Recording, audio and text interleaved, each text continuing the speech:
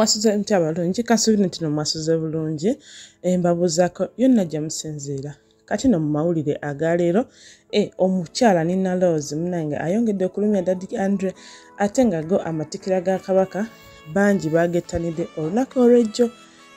okulamusizza n'okugamba nti eno Princess Grosh. Nina Rose munnange olunaku olw'ejjo yavuddeyo ekiro abamu babadde mwebase n'attalayo kaneno akafaananyi yandibanga munnaye Nina Rose yafunye eyazze mu kifo kya Daddy Andre ono amanyiddwa nga Ferguson Brian Ferguson ono yandibanga yazze mu kifo kyani kya Daddy Andre bibino ebiri eyo omukyala Nina Rose ate bamune tumwagaliza munaye waba yafunye munaye love bweto wekola ki bweto weri ate munaye yo embeera y'omukulu Lily Puzzle egenda yeyongera okubeera obubi bambi nga bwe bateseewo enamba okwongera okufuna ku buyambi gwe wenna alina kusobola okumuteerako bambi mudduukirire ate tumusabire naye asobole okusuuka ate go olunaku lw'ejjo ge gabadde amatikkira ga baffe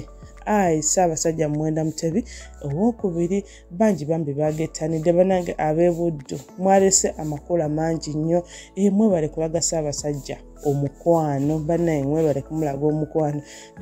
byebadde endoza egyo nasobodde okutuusaako live byonna nga byabadde ku matikkira mukulika eyo ate baffe yoga okutuuka ku matikkira aga 29 ate munaye nga tweyongeddeyoko eri ettaki Spice Dana naye yagenze maaso n'okubakuba omuziki ate ng'akyaliyo eyo ate mujjukira munye nti bambi yagenda asobole okulaba kwani ku Evelyn Lagu bali eyo Spice Dana Mickey Wine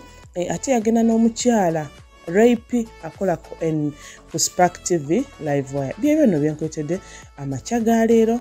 nekugamba nti si ba bulungi mukwano nsigadde nze Princess Grosh naye gwena atanaba kusubscribinga media mukwano subscribinga oleme kusiba kantu konna bannaye musibe bulungi mweraba.